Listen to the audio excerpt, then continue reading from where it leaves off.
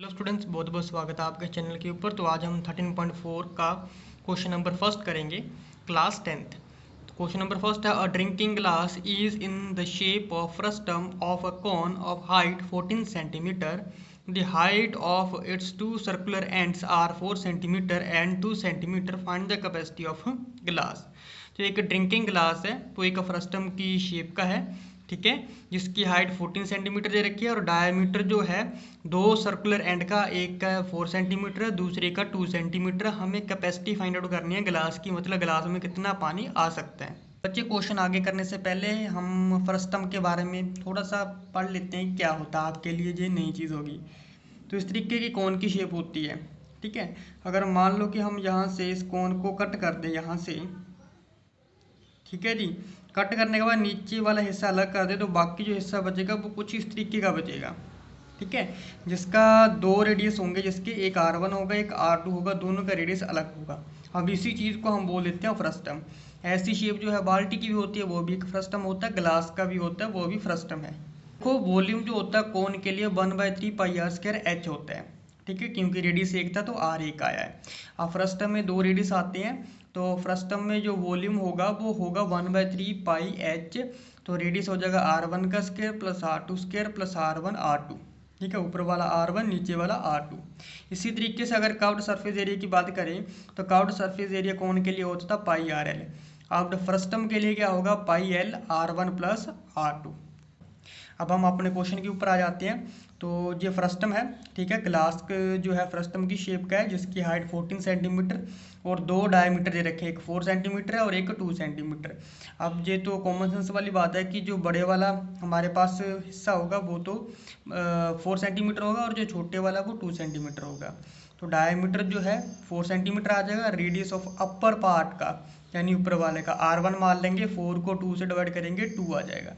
Diameter 2 है तो radius निकालने के लिए 2 से डिवाइड कर देंगे तो 1 सेंटीमीटर आ जाएगा।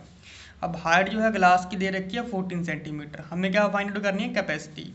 तो जो कैपेसिटी होती है ग्लास की किसके बराबर आ जाएगी बच्चे, वो आ जाएगी हमारे पास वॉल्यूम ऑफ फ्रस्टम के।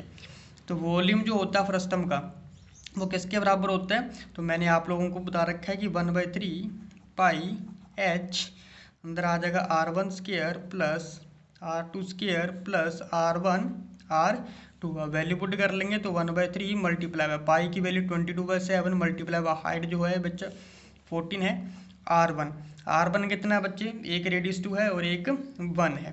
तो R1 आ जाएगा 2 का स्क्वायर प्लस 1 का स्क्वायर प्लस 2 मल्टीप्लाई 1। तो सॉल्व कर लेंगे तो ये 7 से कट जाएगा 2 आ जाएगा और 22 को 2 के साथ करेंगे तो 44 डिवाइडेड बाई 3 मल्टीप्लाई। अब ये वाली चीज़ सॉल्व करते हैं, 2 का स्क्वायर कितना हो जाएगा 4 प्लस 1 का स्क्वायर 1 2 मल्टीप्लाई बाई 2, ठीक है जी। अब ये आ जाएगा हमारे पास 44 divided by 3, 4 plus 1 5 plus 2 7 multiply 7। तो 44 को 7 के साथ मल्टीप्लाई करेंगे तो ये 308 आएगा, डिवाइड कर देंगे 3 से। तो डिवाइड करने के बाद ये आता है 102.6 सेंटीमीटर क्यूब। तो इतना जो है वॉल्यूम होगा, इतना पानी जो है फ्रस्टम में आएगा, ग्लास में आएगा। चलिए बच्चे अपना सेकंड क्वेश्चन देखते हैं। The slant height of frustum of cone is 4 centimetre and perimeter यानी circumference of its circular ends are 18 and 6 centimetre. Find the curved surface area of frustum. बच्चे, फ्रस्टम में जो स्लैंट हाइट होती है उसकी 4 centimetre हमें लेंथ दे रखी है और पेरीमीटर दे रखा है दोनों सर्कुलर एंड का, एक का 18 है दूसरे का 6 है। तो हमें curved surface area find out करना फ्रस्टम का। तो बच्चे सेकंड वाले क्वेश्चन का डायग्राम कुछ इस तरीके से आ जाएगा। ये फ्रस्टम है, ठीक है, इसकी स्लैंट हाइट दे रखी है 4 सेंटीमीटर। जो अपर वाला पार्ट है हमारे पास उसका जो हमारे पास पेरीमीटर दे रखा है वो 18 है। जो लोअर वाले पार्ट का जो पेरीमीटर दे रखा है वो 6 सेंटीमीटर दे रखा है, ठीक है। तो जो गिवन है वो लिख लेंगे कि स्लैंट हाइट जो है फ्रस्टम की एल से नोट करेंगे 4 सेंटीमीटर आ जाएगी और perimeter of upper part 18 centimetre आ जाएगी, perimeter of lower part 6 centimetre आ जाएगा। तो हमें क्या निकालना है, curved surface area. Curved surface area निकालने के लिए हमें तो रेडियस की जरूरत होती है, बट लेकिन जहाँ पर हमें पेरीमीटर दे रखा है, अब हम पेरीमीटर का फॉर्मूला यूज करके रेडियस निकालेंगे, ठीक है। तो नीचे वाले के लिए रेडियस R1 R2 मान लेंगे, ऊपर वाले के लिए जो रेडियस है वो क्या है बच्चे R1, ठीक है। तो हम यहाँ से पहले सरकमफ्रेंस का फॉर्मूला लगाएंगे, सरकमफ्रेंस ऑफ सर्कल। ये सर्कल इसीलिए लिखा है क्योंकि ये वाली जो शेप है वो सर्कल की है। तो किसके बराबर आ जाएगा बच्चे, 2 पाई ऊपर वाले का रेडियस R1 तो R1 लिख लेंगे। ठीक है, सर्कमफ्रेंस सर्कल का यानी कि पेरीमीटर दे रखा है वो कितना है 18, तो 18 इज इक्वल टू आ जाएगा बच्चे 2 पाई R1। ठीक है जी, अब जे 2 इस साइड जाके डिवाइड में चला जाएगा तो 18/2 is equal to pi R1, 2 से कट जाएगा जी बच्चे 9 आ जाएगा, और पाई R1 के साथ मल्टीप्लाई है तो दूसरी साइड जाके जो डिवाइड में हो जाएगी तो 9/पाई इज इक्वल टू R1 आ जाएगी।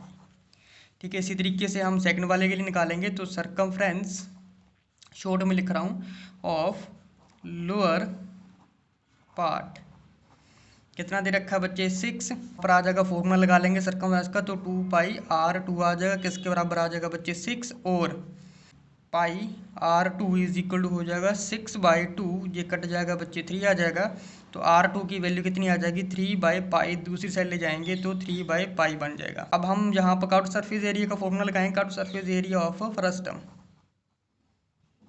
तो फ्रस्टम का जो कर्व्ड सरफेस एरिया होता है वो क्या होता है बच्चे, पाई L R1 प्लस R2, तो पाई मल्टीप्लाई बाई एल, एल कितनी है स्लैंट हाइट 4 है, ब्रैकेट के अंदर R1 की वैल्यू बच्चे है 9/पाई प्लस 3/पाई।